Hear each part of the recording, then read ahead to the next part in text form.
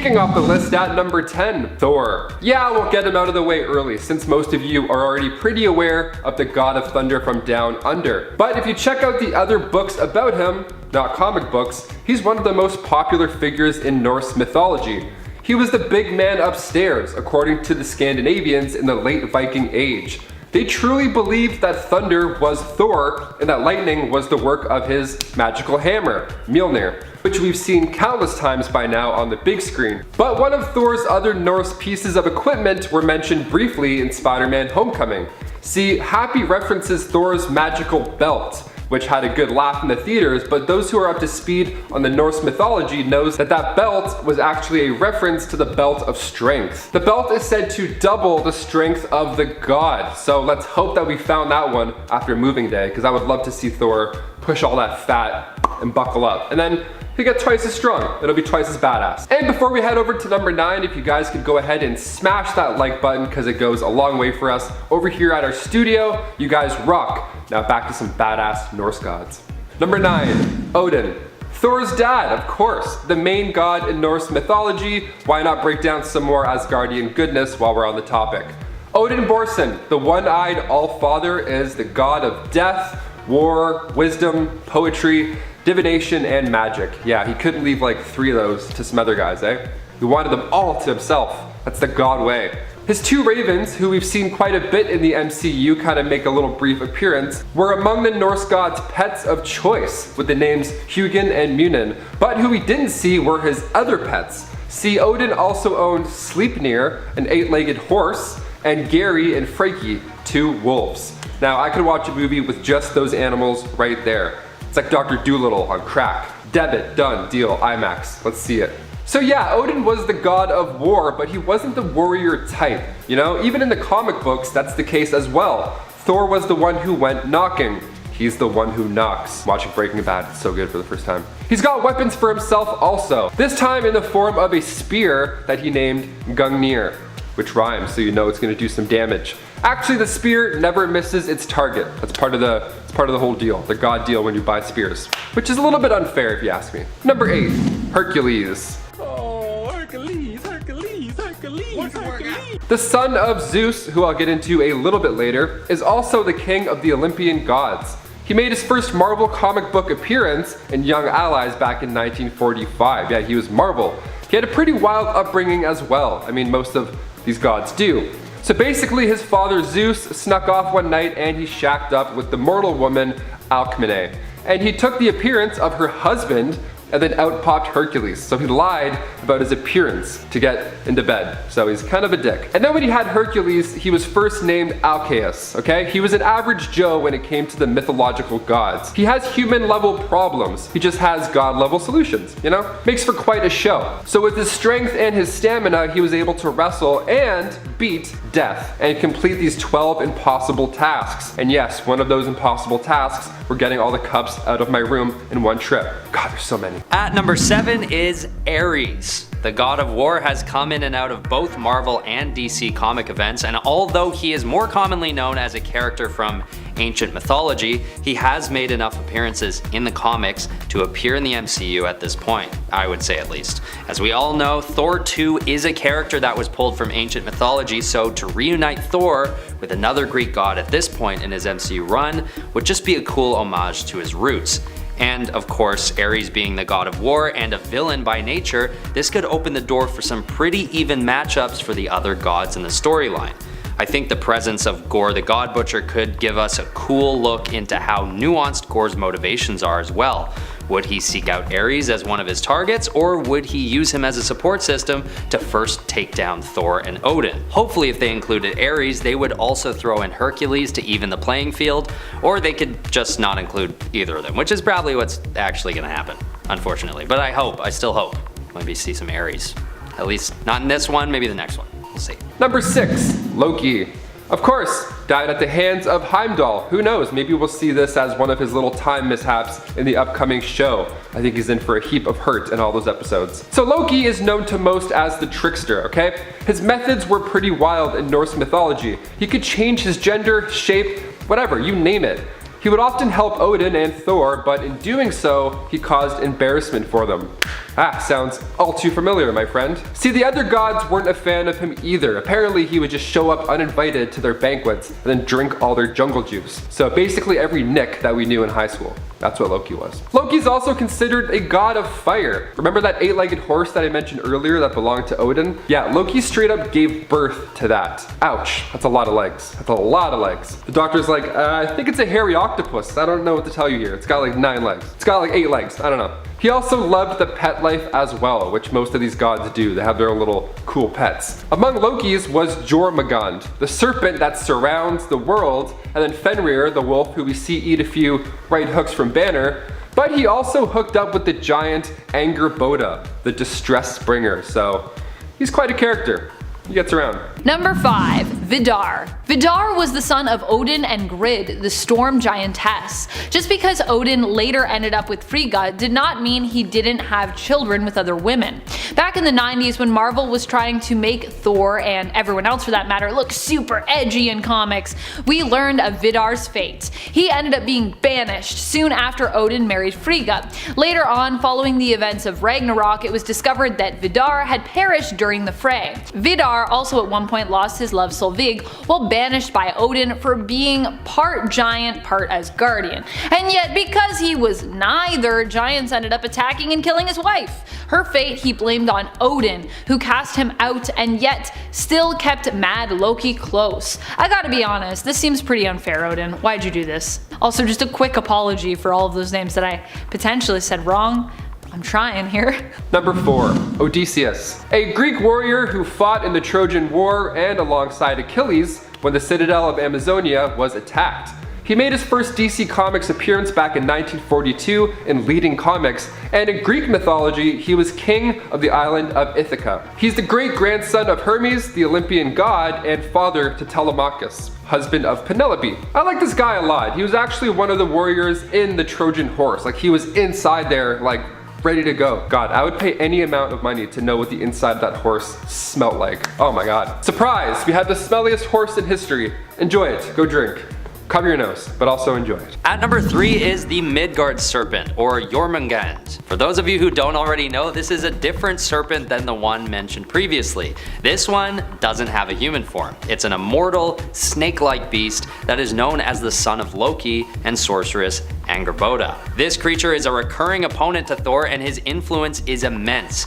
He's one of those bad guys that never actually gets killed, with the gods only being able to banish or imprison him. He's so powerful that just by moving around, he causes earthquakes and tidal waves on Earth, and he also has the ability to create complex illusions that are capable of deceiving even the most powerful of beings. He also typically appears in his ethereal form, during which he is basically invisible to his opponents. Even in his final battle with Thor in the comics, he doesn't fully appear in corporeal form, with some of his body still in a spiritual plane of existence. Jormungand is also a god killer, with his venom being lethal to any and all gods if he lands an attack just right. So if he did appear in the new movie, perhaps Gore would be able to use the creature to his advantage, before ultimately needing to turn on the serpent himself. That is, if he were consistent with his grudge towards gods. We'll see. And number 2, Zeus. Alright, one of the gods of Olympus and most commonly known as the god of the storms. He is the father of Wonder Woman and was actually killed by Darkseid once he came out of hiding to save his daughter. So while him and Darkseid were hashing it out, there was a crazy storm happening all around them, right? Because he's the god of storms. You gotta make it look like a cool rainy step-up dance battle, you know? Gotta have that appeal. Wonder Woman and Zeus's emotional bond was the key to Zeus's spirit being freed from the evil Darkseid. Ah, love.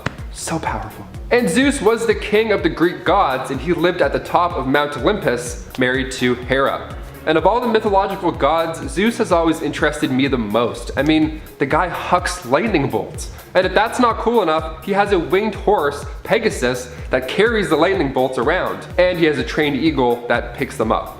Another cool ability he has is to also mimic anybody. He could alter his voice and shapeshift into animals, and rumor has it, if you were to get him upset at you, he just might have turned you into an animal as payback. Which I'd say is better than a lightning bolt to the neck. I don't know, I could deal with being an animal for a little bit.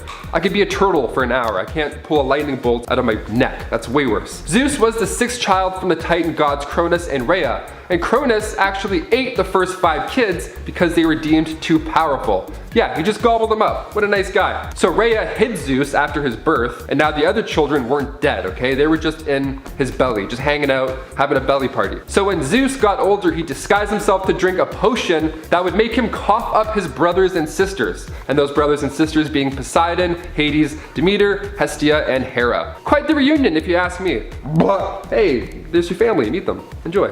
And finally, number 1, Wonder Woman, the daughter of Zeus, one of the biggest and baddest DC characters ever. She hit the comic book pages for the first time with All-Star Comics 8 back in 1941, and she just killed the game. She was actually one of the first superheroes to get her own comic line. First there was Superman, then Batman, and then her. Bam. Now of course, her mythological background is the most dazzling detail of Diana Prince's story.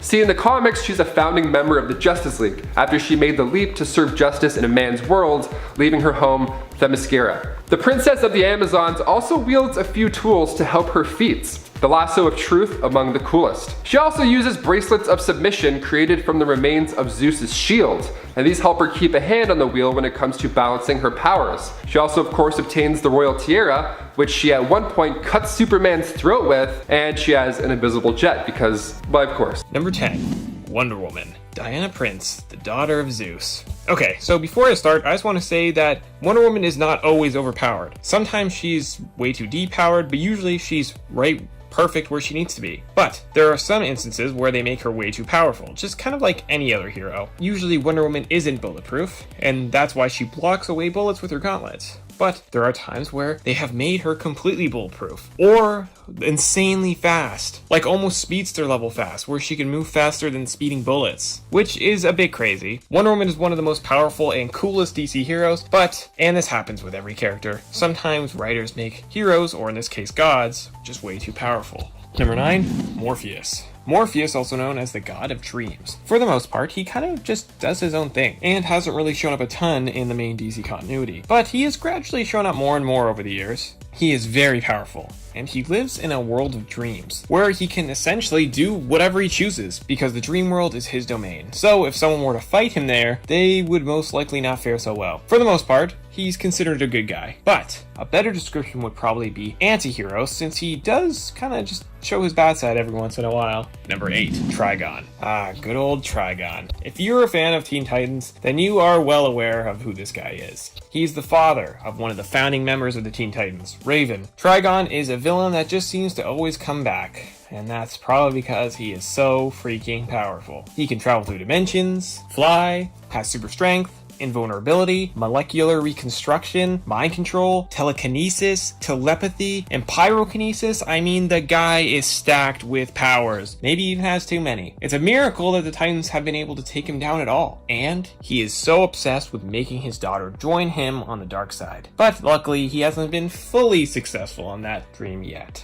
Number 7, Ra. Ra is not a god that all humans would know. Some do, but not all. That's because he's not one of Earth's gods. He is one of Krypton's. If you're wondering why that name sounds familiar, it's also because that is what the red sun of Krypton is named after. Also, Ra has been brought up multiple times over the years in the TV show Supergirl. I mean, in the show, humans even started their own church to worship him, because over time, humans began to learn more about him thanks to Superman and Supergirl. Usually that was only strictly on Supergirl's Earth 38, but after Crisis and the Earth merged, now there have actually been some very subtle references on the Flash that humans on now the main Earth know who Ra is, which is also just a really cool touch. But Ra is very powerful, and also kind of crazy. I mean, there are different stories about him, some still in continuity, some not. I mean, that is the comic book world for you. But at one point, he tried to become immortal and started taking life from people who followed him. It's also been stated that he created Krypton, but other stories have said otherwise.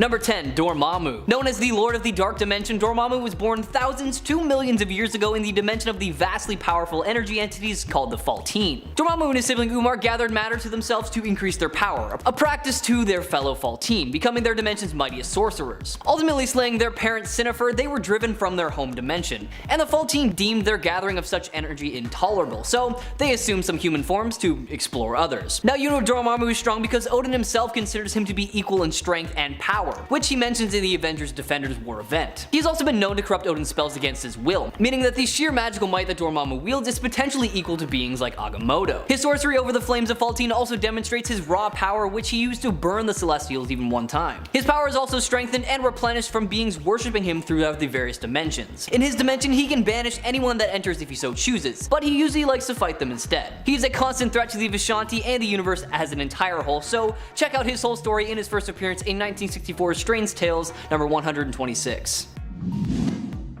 Number 9. Trigon. Now if you're like me, then your first introduction to Trigon was through the Teen Titans show that aired in 2003 all the way to 2006. But trust me when I say that there is more to the character than what the show, well, showed. Trigon came into existence thousands of years ago when a group of humans abandoned life on Earth and then established a group of pacifists in the interdimensional world of Azarath. Embracing the concept of peace, these humans exorcised the dark passions of their souls from their bodies and cast it beyond the Great Door of Azarath into the Netherrealm. And then this leftover evil energy floated into space for years before finally coalescing into a single physical form. The last inhabitants of an alien world summoned this darkness from the ether and it impregnated a woman from the Order. And then 9 months later, Trigon was born. Very early on, Trigon showed just how evil he was as he killed every single member of that pacifist group, including his own mother, and then within a year he had conquered that entire planet. Now, Trigon is rarely shown at full power, but from what we've seen, thanks to his demon physiology, he is capable of Eldritch Blast, size alteration, reality-altering magic, illusion magic, and transformation. Definitely check him out for yourself if you've got the time, starting with his first appearance in 1981's New Teen Titans number 4.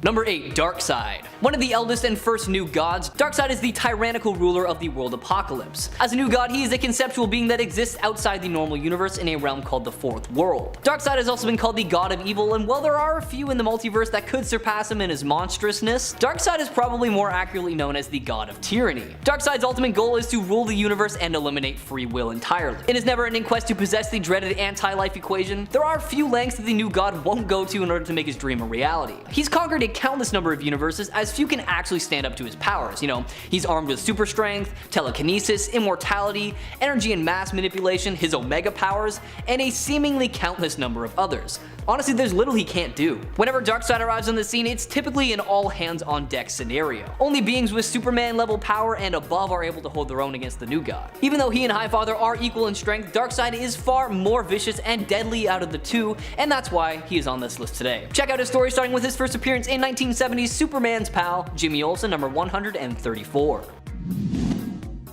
Number 7. Morpheus. Also known as Sandman or Dream, Morpheus is the lord of all that is not real, meaning dreams and stories. He came into existence once the first life forms were capable of complex thought and began dreaming, and that's when he became one of the Endless, the children of time, personifications of ideas and concepts that were tied to life, and were fated to fulfill their functions until the universe ended and all life disappeared from the cosmos. As the personification of dreams, he possesses absolute control over sleep, dreams, nightmares, and even insomnia, and this has granted him other powers such as, but not limited to, cosmic awareness, energy absorption, metamorphosis, telekinesis, and of course, the standard superhuman strength, stamina, and reflexes. Now interestingly enough, despite being immortal, Morpheus was able to die and actually did at one point, which caused a reality storm that rippled across time and space. Gods like Darkseid may pose a universal threat, but Morpheus existed in any and all dimensions in which there are dreams, and that makes his reach so much further and just a little bit more terrifying. Check out Morpheus for yourself starting all the way back in 1989 Sandman Volume 2, number 1. Number 6. Chaos King. Amatsu Mikabashi is none other than the Chaos King, the god of evil, chaos, and the stars to the followers of the Shinto religion in Japan. He possessed the conventional abilities of one of the kami, the order of Japanese deities, such as superhuman strength, speed, durability, agility, endurance, and recuperative abilities, as well as high ability to wield some form of potent Japanese dark magic, a brand of sorcery that seems especially effective against the Olympian deities. His physical strength, at least in his main incarnation, is considerably lesser to that of Zeus or Izanagi per se, and is roughly equal to that of the average kami, but Mikabashi can project energy on a scale at least rivaling that of Zeus and Izanagi. Like the Asgardians, the Japanese gods are extremely long-lived but not truly immortal like the Olympians, as they tend to age at an extremely slow rate upon reaching adulthood and are 3 times denser than normal human beings. During the events of the Chaos War, we catch a glimpse of Chaos King teamed up with Necra and none other than the Grim Reaper and Abomination to fight against the other gods. He even goes as far as unleashing Carrion Crow, Eater of the Dead, to antagonize the revived X-Men members. Now all in all, he is brutal in terms of methods and isn't really too easy on the eyes, so check him out for yourself, starting with 2006 Thor, Blood Oath number 6. Number 5, The Darkest Night. Now before anyone calls me out on this, I want to make it clear why he is so low on this list today. It's because this literally just happened in the comics, so there's like no information on him, so it's kind of tough to decide where he should be on the list. Now that being said though, he still deserves to be talked about today. Now formerly known as the Batman Who Laughs, Earth -22's Bruce Wayne is a bit more evil than the others. After snapping Joker's neck, a mysterious gas entered his body and caused his mind and body to transform into an insane Batman-Joker hybrid. Now that's basically all you really need to know for this instance, so let's talk about how he turned into the Darkest Night. So it's revealed in Dark Knight's Death Metal issue 2 that the Batman Who Laughs has been in possession of the body of a mysterious blue Bruce Wayne, and that he had a plan revolving around him. After his death at the hands of Wonder Woman, this plan goes underway as Alfred takes the brain of the evil Batman and places it inside the body of the blue Bruce, who is revealed to be a Batman Dr. Manhattan hybrid that I call Batmanhattan. Before long, the Batman Who Laughs wakes up in his new body, now more powerful than ever, as he possesses all of the powers of Dr. Manhattan, the intellect of Batman, and the insanity of the Joker. Without hesitation, he pulverizes all of his followers except for the Robin King, but he doesn't stop quite there.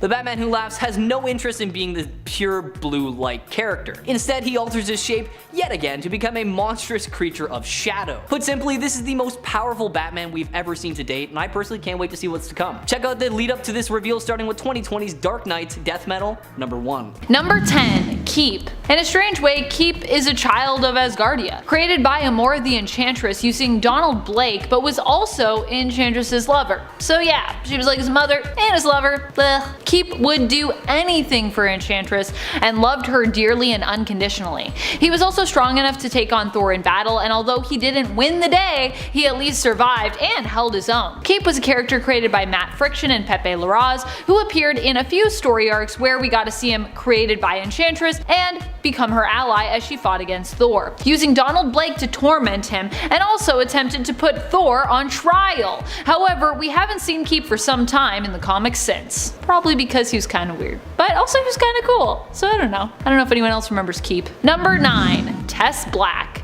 Tess Black is one of the daughters of Loki, whom he sired with a mortal human woman. However, we never learn of her mother's name. We just know that she is Loki's daughter and is living in New York when Morwen, a sorceress of chaos, takes hold of her, using her as a host body. When Morwen learns of Tess Black's origins, she says that this explains why her strength has been bolstered and improved, since Tess is technically a demigoddess. Although, while in her mortal form, we haven't seen her wield any of her powers generally known to belong to someone of such strength, though that could simply be because she's completely unaware that she's related to the Asgardian god of mischief. Spider-Man and Loki teamed up to take down Morwen, but following that, Loki made sure Tess had no memory of the experience or of her relation to him. So she's probably just wandering around right now as like a normal human. And before we move on to this next spot, just a reminder to give this video a thumbs up. It really does help us out here at the channel, and thank you to everyone who's already done that. Thank you. Number 8, Torunn. Torunn is the daughter of Sif and Thor in the animated universe of Earth 555326, belonging to Next Avengers Heroes of Tomorrow. Torunn learned that Ultron had defeated the Avengers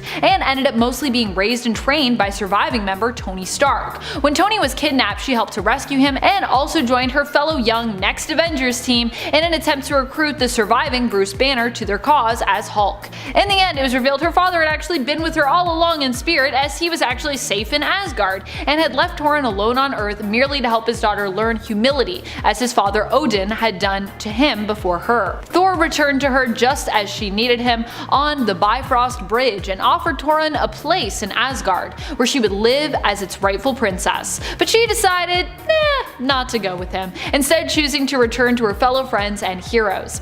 Instead, Thor gifted her new Asgardian armor to take back with her. Number 7, Heimdall. The god of light and dawn, hence the gold color. He looks very nice. Lovely presentation. He's known as the Watchman of the Gods, okay? This is pretty accurate in the comic book form as well. See, he guarded the Bifrost. He's basically the door guy for Asgard. So Loki and Heimdall met their fate just minutes apart in the opening scenes of Avengers Infinity War, but what's wild about their deaths being so close together in the movie is that in ancient mythology, Loki and Heimdall both killed each other during Ragnarok. The big war with all the gods, right? Ragnarok, big thing. Also, the best Marvel movie ever, hands down. So he obtained some pretty cool gear as well. I mean, he has Hofund, the great sword that we see that opens up the Bifrost, and he also has a horn, appropriately named Galahorn, which is so loud, the loudest horn ever, and if you hear this horn from whatever realm you're in, it basically means that the giants are coming, so get ready to rumble. And no, I don't mean the New York Giants. Although that would be still pretty terrifying. Number 6. Hela. Hela, like in Norse mythology, is believed to be the daughter of Loki, as well as in Marvel Comics. Although in the MCU, we see a different version of her in contrast to the main continuity of Earth 616, where in the MCU she is instead presented as having an origins to be Thor's long-lost sister, as opposed to his niece, which also makes her the sister as opposed to the daughter of Loki. Hela was prophesied to be a great danger to Asgard, and as such was made the ruler of Hell and the goddess of the dead. However, Odin wanted to maintain rule over the souls of Asgard and the souls of those who paid tribute to the Asgardian gods, worshipping them. This only made Hela vengeful towards her family and made her long for the souls of Asgard, and especially Odin, and usually Thor. Everyone wants Thor's soul, it's a hot commodity. At number 5, I'm putting Serpent, or Kol Borson. Introduced during the Fear Itself storyline, Kol Borson is Odin's brother and Thor's uncle naturally, but he's more commonly known as the Norse god of fear. When he's freed from an underwater prison by Red Skull's daughter Sin, he makes it his work to turn many well-known Marvel superhumans into evil henchmen. This would include Juggernaut, Absorbing Man, and the Hulk, just to name a few. And his influence as a Thor villain is so extensive that I think we should expect to see him in the MCU at some point, whether it's the new sequel or not. Serpent would be a perfect addition to the MCU since he's both an extremely powerful and overwhelming force against Thor and his allies, but also, and more importantly, because he's part of Thor's family. So the character would offer great opportunities for both drama as well as epic action sequences, and maybe even a crossover with these henchmen listed before. He also turns into a giant snake, which would just be pretty badass visual for the VFX team. Number 4. Sif. Lady Sif is not just of Asgard, she is also an Asgardian warrior goddess. She is known for being a strong and fearsome warrior and noble fighter alongside her beloved Thor. While they have had an on and off relationship for some time, it seems she is often tormented by Thor's brother Loki because of Thor's general undying love for Sif. Originally, Sif had blonde hair, but Loki actually cut it all off to spite Thor, and then was made to give Sif back her hair again. However, instead of giving her golden hair, he had long black strands of night woven into hair for her. However, Thor loved her even more with dark hair, so the joke was on him. Loki has also possessed Sif's body before just to get back at Thor. Despite all of this torment, however, Sif still remains a fearsome warrior who rarely shies away from a fight or from conflict in general, even if it means pointing a sword at Kid Loki. And number 3, Lady Sif. The goddess was known mainly for being the wife of the storm god Thor. Her name literally means relation by marriage, and it's said that she had a hand in the creation of Thor's hammer. In the Marvel Universe, we see her played by Jamie Alexander, and she's not the husband of Thor yet. Who knows? Thor 4, we might dip into that territory. Hopefully. I mean, she's great. And she couldn't do Ragnarok, unfortunately, due to scheduling conflicts, so I feel like they're gonna make up for some lost cause there in Thor 4. Let's do it. In the MCU, she was the warrior goddess on the Vanir, the wise god of old. Her brother is actually Heimdall, a fellow Vanir, and she becomes known as the goddess of war, which is way cooler than, hey, I married a guy, you know? Bit of a better classification. So if you want to get a good look at Sif's journey from the start, she entered Marvel's comic book family with Journey into Mystery issue 102 back in 1964. Number 2. Loki. Despite being born of the Frost Giants, Loki is still widely acknowledged as an Asgardian, having been adopted at a young age by Odin and Frigga. He was raised as one of their own, and although he has often felt like an outsider and been a thorn in their side and the side of his brother Thor, Loki is still considered very much an important member of the family.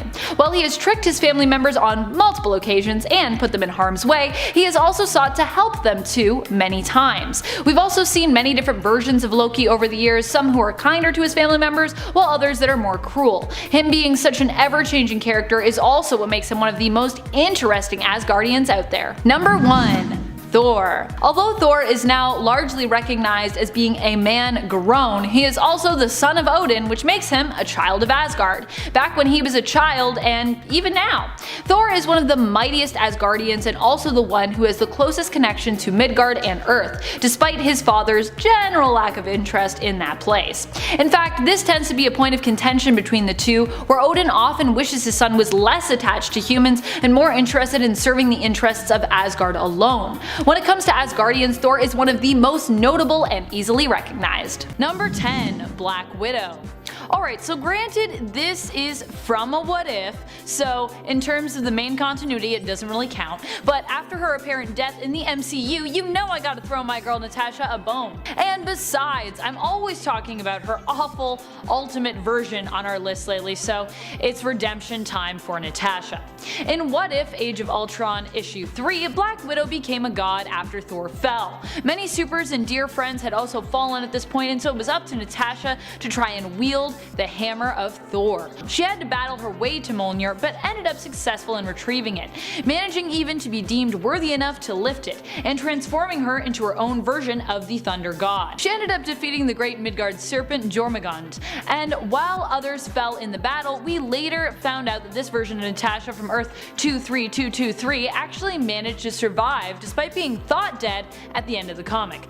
Also, this is a cosplay that I need to do, so adding it to my list. Number 9. Captain America. In the events that led to Secret Wars, Black Panther realized another Earth in the sky, which apparently was destroyed. It was later discovered that this was a result of incursions created by a being known as the Great Destroyer, who was causing alternate Earths to collide. In an attempt to save both Earths, the main continuity Earth of 616 and Earth 1610, from colliding with one another, the Illuminati decided to give Captain America the Infinity Gauntlet. Cap, being the kind-hearted soul he is, did not let this power go to his head and could not bring himself to destroy the other Earth. Instead, he used the gauntlet to push the two Earths as far away from one another as he could muster. Unfortunately, this caused the Infinity Stones to shatter, taking Cap back from God mode to plain old super soldier mode in a matter of minutes. Also, it didn't work, so. Number 8. Jane Foster. While Jane Foster was often more resigned originally to being simply a love interest of Thor's, her character has grown immeasurably in the comics. After answering the call of Thor's hammer, she became both a superhero and god instantly. Wielding Thor's hammer seemed to grant her all of Thor's powers and abilities. To me, this kind of felt like a throwback to the days where the hammer seemed to be the source almost of Thor's power, back when he had his alter ego Donald Blake, who now is actually his own being separate from Thor. Figure that. But becoming the goddess of thunder was not actually the only time that Jane became godlike. Odin also once tested her by turning her into an Asgardian and giving her powers, though he quickly took this away from her after declaring she had failed the test due to the fact that she was confused as to, you know, why she had powers and like what's going on Asgard. Odin can be such a jerk. And then there was that time that Thor's other love, Sif, merged with Jane to save her life when she was deathly ill. So, she's been a god a few times. Number 7. Wolverine. Wolverine is actually one of the best people to give godlike powers to. I know, surprising. Because he is often quick to use them and then just lose them. When he found himself possessed by the Phoenix Force during a team up with Spidey, where they were both stuck being tossed about through time, he ended up actually being able to eventually kick the entity out of him. And then there is the time in Uncanny X-Men Annual Issue 11, where he accidentally bled onto the psychedelic crystal of ultimate vision as he was dying. This crystal gave him the power to be resurrected from just a single drop of blood that had touched it, and allowed him to single-handedly defeat the villain Horde, transforming him into a god.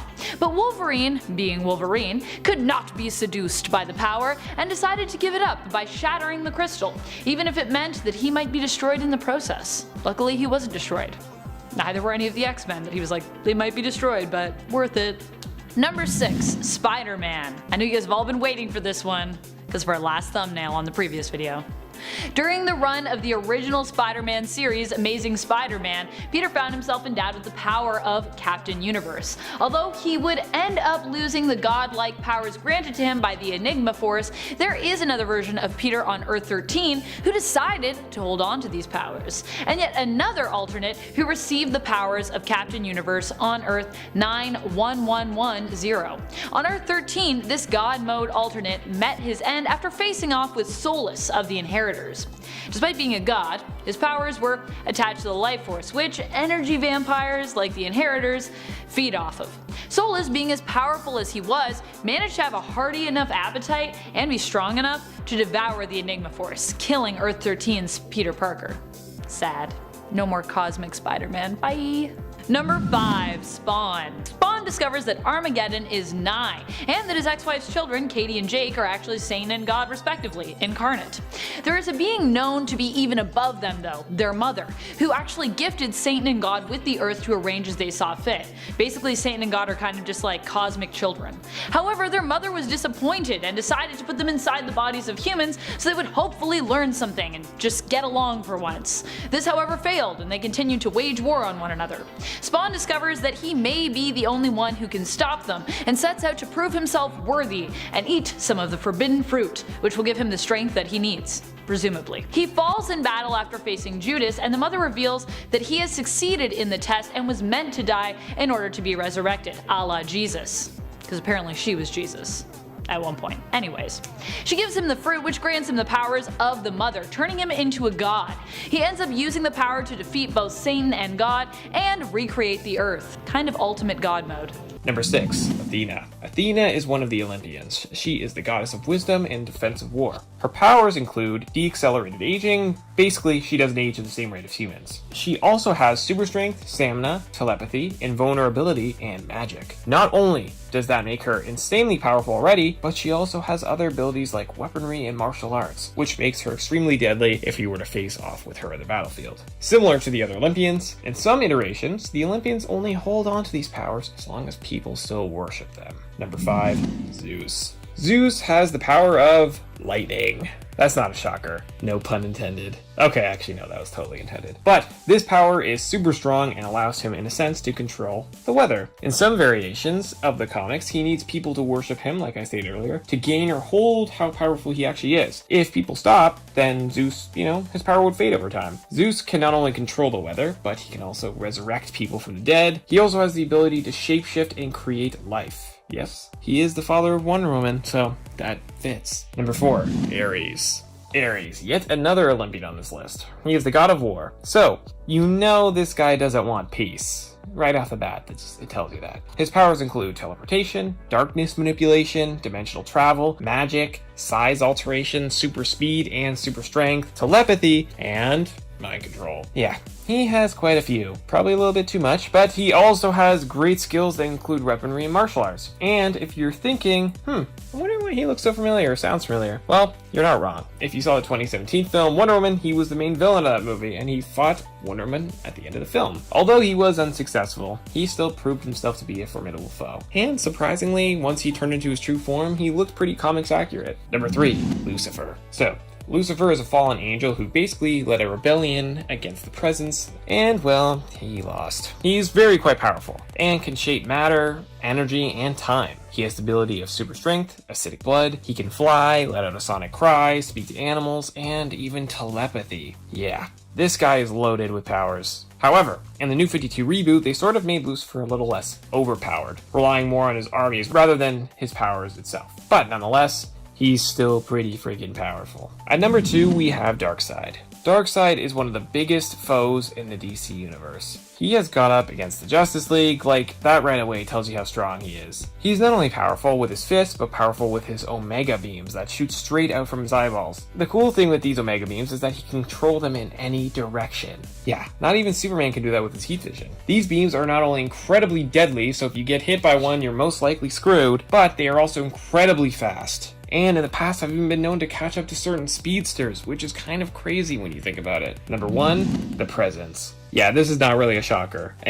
So if you don't know, the Presence is basically DC's versions of God, like the main god. The Presence is insanely powerful. Some say the most powerful thing in the entire DC universe. It can do anything. I mean, its powers are limitless. It gave the Spectre his powers, which, as you know, the Spectre is considered to be one of the most powerful beings as well. So, I mean, that makes sense once you realize where his powers actually came from. Similar to Spectre, if the Presence takes a human form, the human can die, but the Presence will live on. It can grant powers, resurrect anyone it chooses, and keep going into any host it chooses. If there was a DC, like kind of totem pole of the most powerful to the least, the Presence sits alone at the very, very top. Number 10, Loki. One person I am really still hoping to see in Love and Thunder is the God of Mischief, Loki. I know main continuity Loki is dead in the MCU and gone, but there are still a ton of variants out there, including the new main alternate continuity variant from the Loki series. Heck, I'd even take a cameo from Kid Loki or Alligator Loki in this.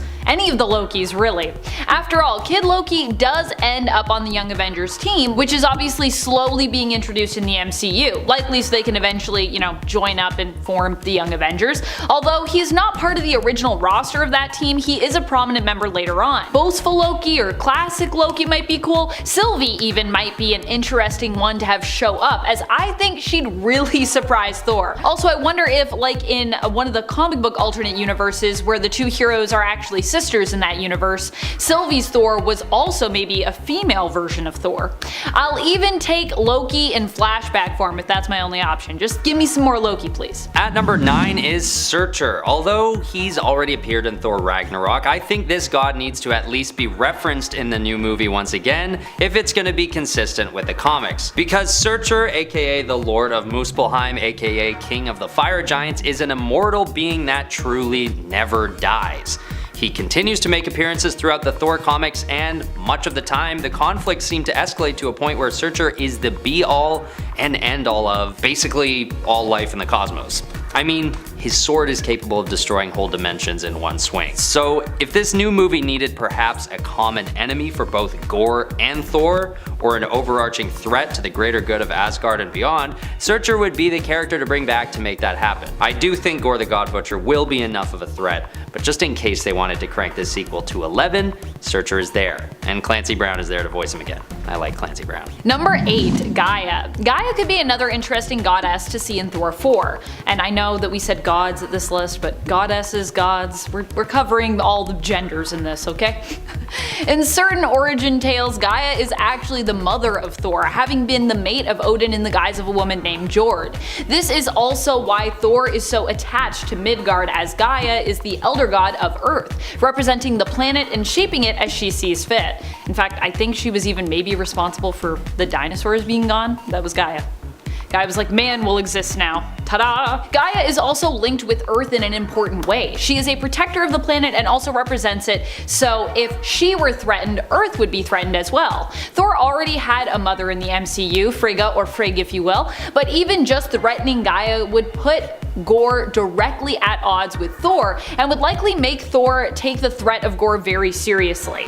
As harming Gaia could mean the destruction of Earth, which would also serve well to elevate the stakes, as Thor Odinson and Jane Foster Thor likely are gonna have to team up to take on Gorr. Number 7, Magni. Magni comes to us from the alternate universe of Earth 3515, one that Thor realized he had to destroy because of how much he had royally messed it up. In this alternate future reality, Thor and Asgard ended up conquering Earth, facing off with Earth's mightiest heroes and winning against them. Magni was his son, born after this great victory. Magni's father is Thor and his mother is Amora the Enchantress. Magni ended up falling in love with a mortal woman, and through this experience realized all the wrongdoings of his father in ruling Earth and ruling it pretty unjustly. He ended up allying with the exiled Lady Sif, and together the two confronted the unworthy Thor about it. In the end, this confrontation and an unexpected attack made Thor realize the error of his ways, and he undid the events that led to this future, erasing it, and also erasing Magni, sadly. Bye. Number 6, Khonshu. We now know Khonshu from the Disney Plus streaming series Moon Knight. We also know that the Egyptian gods exist. Wow. While a lot of them got messed up by Amit's and Arthur Harrow's attempt to basically rule the world, feeding on the souls of those destined to do ill, Khonshu survived that battle and is still out there. While Mark Spector and his other persona Stephen Grant believe they're actually free from Khonshu's influence, we learn that Khonshu still seems to have a hold over their shared physical form at the end of the series, with the reveal of Jake Lockley, limo driver slash assassin, the third persona residing within Mark. So it's possible that Khonshu could become the target of Gorr in Love and Thunder. In fact, many people expect that Moon Knight and Thor 4 could be more connected than they seem, due to the Egyptian pantheon being a big part of that series. Number 5. Achilles! Which you can't say, you have to yell, that's the rule. Whenever you say Achilles, you have to yell it as loud as you can. Making his first appearance in Wonder Woman back in 1944, Achilles, of course, the Greek hero, known as the greatest warrior of all of Greece. But when some think of Achilles, Brad Pitt is the face that pops up. That's not too bad, it's a pretty nice face. Achilles! So when Achilles was a wee baby, a prophecy had stated that he would die young. So his mother, Thetis, dipped him in the river Styx by his ankles, so invulnerable powers were given to him, and it was all over his body except, of course, his Achilles heel, which is just his heel. Achilles heel is Achilles heel. Along comes a timely arrow, boom, and then the heel gets hit, and then he bites the bullet. I mean, just dip your toes in, come on, always do a temperature dip. You always gotta do a toe dip for good luck. Number 4. One Above All. The One Above All could be a super cool god to see in Thor, Love and Thunder, and just in general. For those unfamiliar, the One Above All is literally the god of the Marvel Universe, often presented as being one of the supreme and ultimate good gods with the most power within the Marvel multiverse and beyond. The One Above All is often depicted as resembling Jack Kirby or Stan Lee, a couple of the main founding fathers over at Marvel Comics. RIP. Considering that Stan Lee could now be digitally recreated and Disney has rights to use his likeness, this might be a cool or perhaps a disturbing one to have, depending on how it's done. That is, if we want this god to look like either Stan Lee or Jack Kirby, but yeah. Granted, I wouldn't want Gorr killing the One Above All, but I also don't think he'd be able to do that unless we really want to see him as being like crazy OP. I don't even know what would happen if you did that. It might be cool just to have some nod to the existence of this major godly presence within the MCU. Although when it comes to Stan Lee continuing to potentially do cameos in the MCU past his, his physical demise, let me know how you feel about that possibility in the comments. It hasn't been announced, but we know that Disney does have the rights to use his likeness from the Stan Lee universe, who actually own that, and I certainly have some complex feelings about this whole thing in general. Number 3. Brunhilde. Although we don't know specifically who Brunhilde's parents were, we do know that she is an Asgardian goddess and therefore a child of Asgard. She was chosen by Odin himself to become his Valkyrie and was given the responsibility of guiding and choosing the warriors who died in battle with honor to go up to Valhalla. She was in fact the leader of the Valkyror, an entire group of warrior goddesses tasked with this important responsibility to lift up the fallen mortals who worshipped the Asgardian gods and were deemed worthy in death. It's also believed that Brunhilde was cast out to become a mortal woman for defying Odin and ended up as a lover to one of Thor's mortal reincarnations, Siegfried. Although neither she nor Thor remembers these events, as Odin wiped their memories of them when he gave them immortal life once more, following both their mortal deaths. She is currently believed dead after dying at the hands of Malekith during the War of the Realms event. Sad. Number 2. Hercules. I mean, I'm still waiting for Hercules to make an appearance in any of the trailers we get, but as this movie is quickly approaching, I think this might be a cameo that is actually kept as a surprise. Oh my goodness, something that's a surprise in a Marvel movie. So rare. Or Hercules might not appear in the Greek pantheon as well, because I think they're all gonna die. Obviously we don't want that for Hercules, who is not only a powerful and mighty hero, but is also a fairly good friend to the X-Men as well later on, and the Avengers, taking the younger X-students in at Avengers Academy at the behest of Captain America during the events of Avengers vs. X-Men, back when Hercules was actually filling in as faculty there. Hercules is actually a really popular hero in Marvel canon, at least among other supers. In addition to being a friend of the X-Men, he's been a member of the Guardians of the Galaxy, Avengers, S.H.I.E.L.D., Defenders, and of course, the God Squad. I'm really hoping we see the God Squad in this. Also, in the alternate reality of Earth 12025, Hercules is actually the romantic partner of James Howlett, aka alternate Wolverine. Finally, at number 1 is King Phoenix, God of Fire. As much as I doubt this character is actually going to appear in Thor Love and Thunder, a guy can dream. And the only reason why I say this is that I see no signs that this story is going to jump into the other reality in which old King Thor lives and exists. And even if they did, I don't imagine that they'd make an attempt to introduce the Phoenix Force into the mix, considering how busy the movie already seems to be. Because if you're unaware of who this character is, or if you missed my Thor variants list previously on the channel, King Phoenix, God of Fire is a mixture of both old King Thor and the Phoenix Force. And the result is a supercharged, overpowered variation of Thor that I can imagine would make easy work of some of Thor's otherwise unbeatable enemies. Now, although I don't suspect anything like this could happen in the new movie dropping in July, I think it's inevitable that we'll at least see old King Thor at some point in a future MCU project. Or maybe in the after credits scene or something like that. But I may be wrong, so if you have a hunch that this new movie could include the older version of Thor, please let me know in the comments, because this has got to be my favorite of Thor's variants. And I just think it would be really great to see a mature, aged version of Thor with years of wisdom under his belt. And then adding Phoenix Force would just be the cherry on top, but I'd settle for old King Thor as well.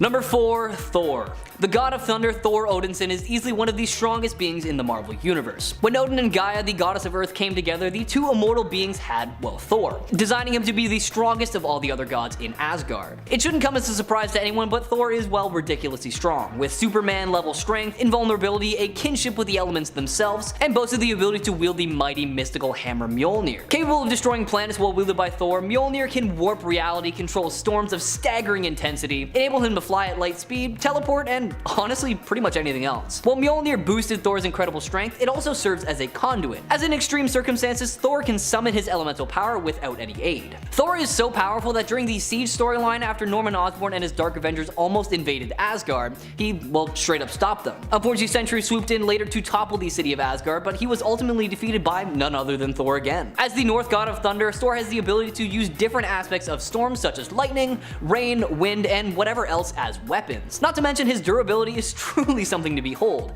as in Thor number 300 he withstood the energy blast from the Celestials themselves. He's also been able to fight off the Frost Giants for months at a time without needing to even rest or have any sustenance of any kind in Thor the Trial of Thor number 1.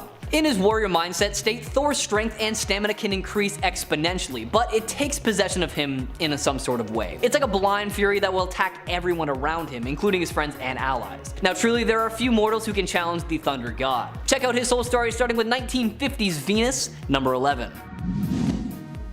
Number 3, the One Below All. Residing in the lowest depths of the underworld known as the Below Place, the One Below All is the dark counterpart of the One Above All. It is the source of the mutagenic third form of gamma energy, which allows it to use gamma mutates to manifest itself whenever it feels it's necessary. The One Below All is actually what gave the Hulk his powers in the first place, as the gamma bomb test partially opened the green door that Below was kept behind. Fast forward through some really cool events that you should definitely check out for yourself, and we see the One Below All possess the body of Brian Banner as the Devil Hulk, Walter Longkowski as Sasquatch, and the Absorbing Man, which led to the final battle of the Immortal Hulk arc. Revealing its true form, a giant green cloud of crazy gamma energy, the One Below All torments the Hulk so much that Bruce Banner and the Hulk actually separate. However, Absorbing Man was able to reroute the gamma energy that the demon was using into the Hulk's body, and with one just big ol' thunderclap, the One Below All was stopped, at least that time anyways. One Below All is just way too strong, and I will be surprised if he ever appears in, well, anything really. I highly doubt we'll see him anytime soon, so check him out in his first appearance in 2018's Immortal Hulk,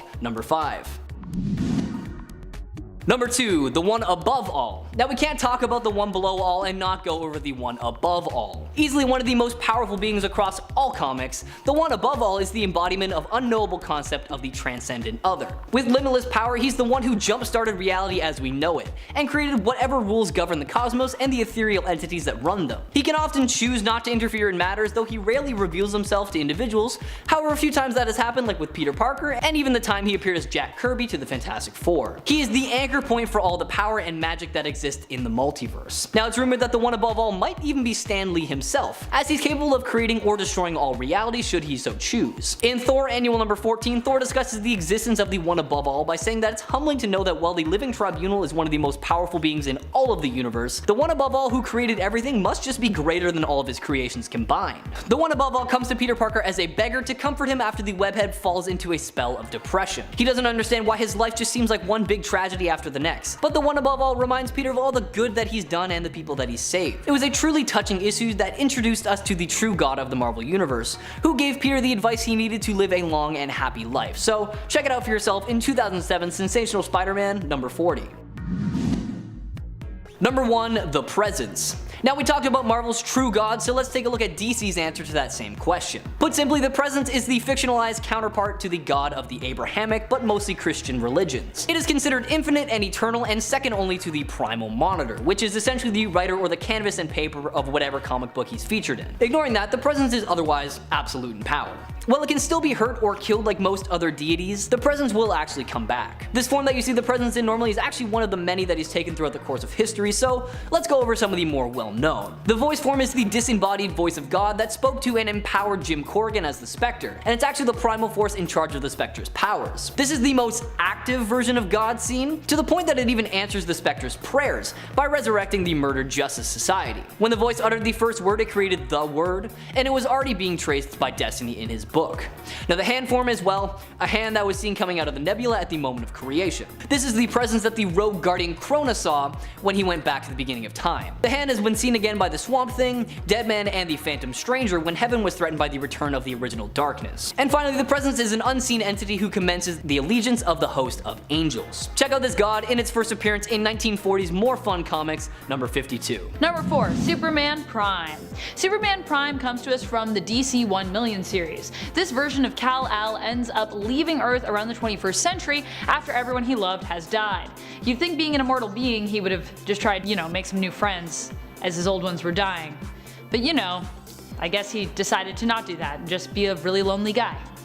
He ends up leaving Earth to have fun space adventures where he is rumored to have traveled beyond time and space. How does one even do that? How do you travel beyond time and space? Does that make sense? I don't know. Only Kal-El could manage it after about 680 centuries away. That's right, he was gone for 680 centuries. It's a long amount of time. He returns and kind of makes a power cult with his descendants, bestowing them with powers he gained in his travels, so long as they promise to use them for good.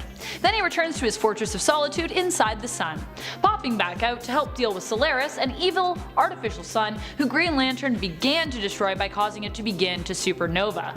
Superman Prime steps in and simply just squashes the threat of Solaris. He also would later use his power and some DNA, which he retrieved from inside Solaris, to resurrect Lois Lane, who then became Silver. Silver and gold, silver and gold. Number 3, Adam Warlock. When the MCU turned to the comic book arc of the Infinity Gauntlet, we all thought for sure we'd be getting Adam Warlock, right? Whose existence in the MCU was teased at during one of the post-credit scenes for Guardians of the Galaxy Volume 2.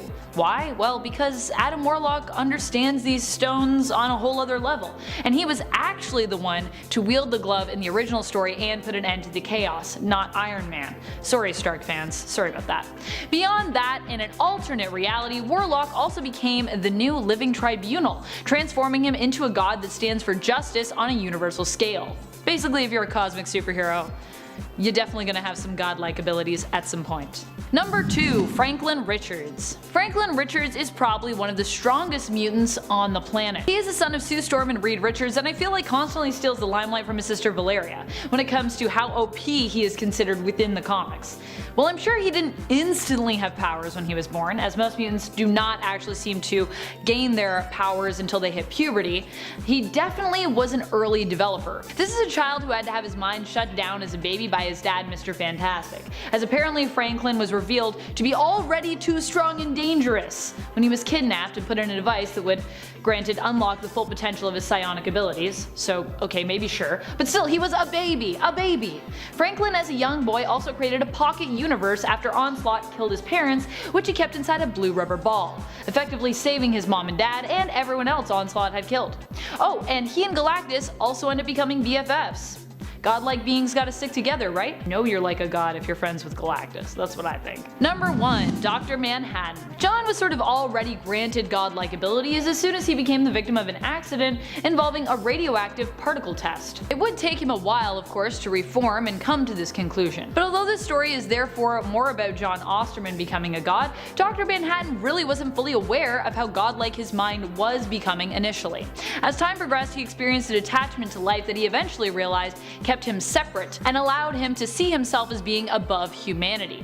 The way he was able to view time and the value he put on human life eventually made him not only godlike in ability, but also in his viewpoint. Though he did end up rediscovering the miracle of life when he allowed the Silk Spectre, his former partner Lori, to view the world as he did, and they both discovered that the comedian was actually her father. He was like, wow, that's so amazing. Actually, human life's pretty cool. It's like a miracle. How did your mom and the comedian hook up? That's terrible.